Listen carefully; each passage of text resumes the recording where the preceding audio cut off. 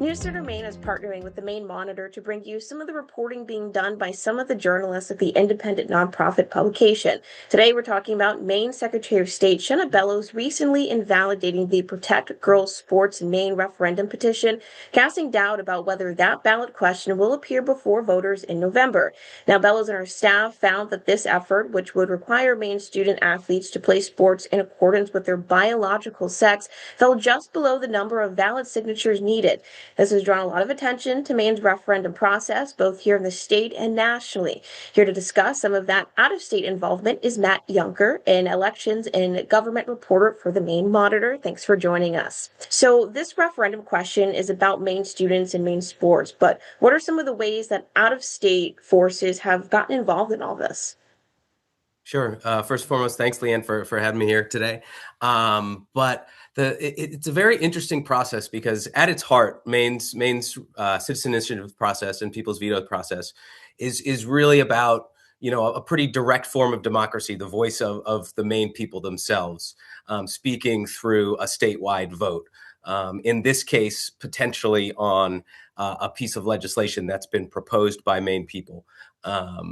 And what we've seen in this case, and it's certainly not unprecedented. We often you get national interests interested in a Maine referendum question, but this one in particular has sort of had a national vibe from the get-go.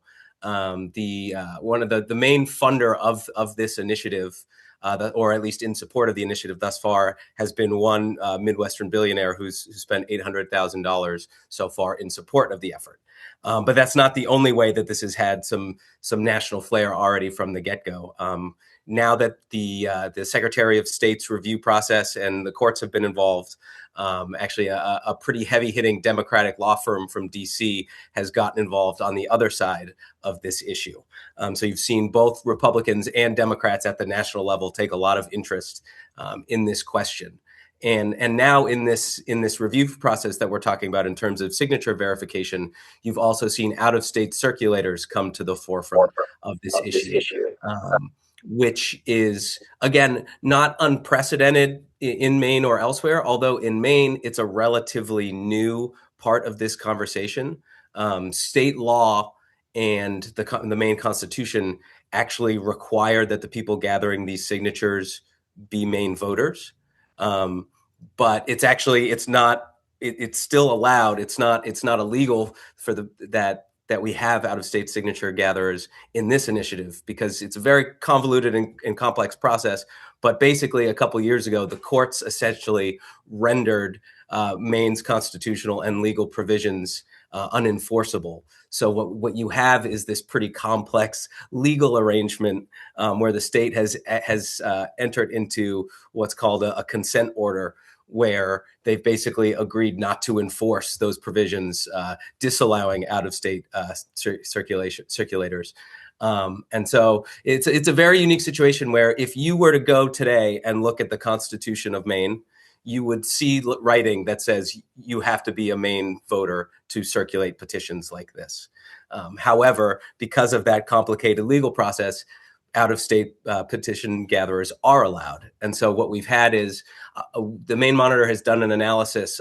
Each of these circulators have to sign an oath, basically affirming that they've followed the rules in this case when they submit their signatures, and that contains their residence. And so we got those forms from the Secretary of State's office for this petition effort, went through, looked at them, and what we actually found is about nearly 40% of these circulators on this effort are from somewhere outside of Maine.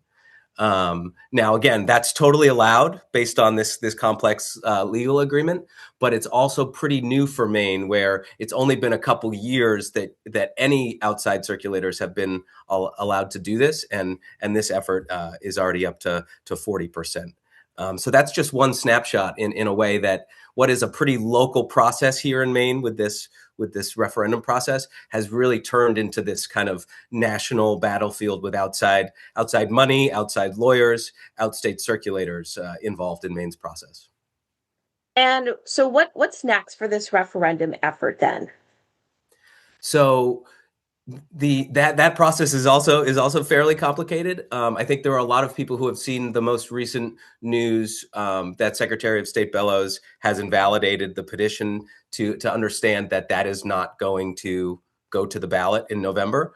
That's possible, but that's not a certainty. The same statute that provides for the review process that we've been going through right now also provides for some pretty specific timelines in court. So what you're going to see, I think, first is that this issue is going to go back to the Maine Superior Court, and you'll see the courts weigh some of the same issues, maybe in a slightly different way than the Secretary of State has. And so there's potential. We're talking about the margin of invalidation here right now is about 500 signatures of around 70,000, and there's been several thousand that have been disqualified.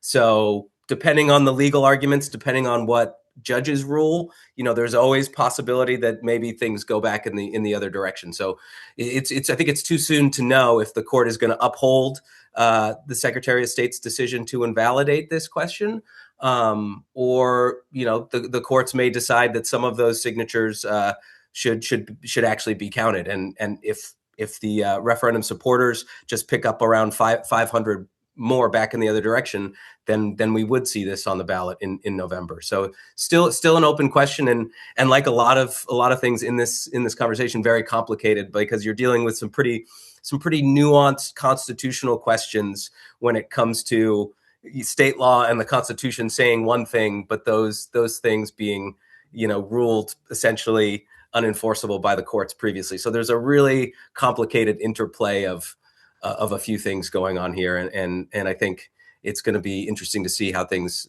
play out moving forward. I don't think we know yet 100% what the future of this initiative holds. Thank you, Matt. And you can read more about Matt's reporting on the Maine-Monitor's website.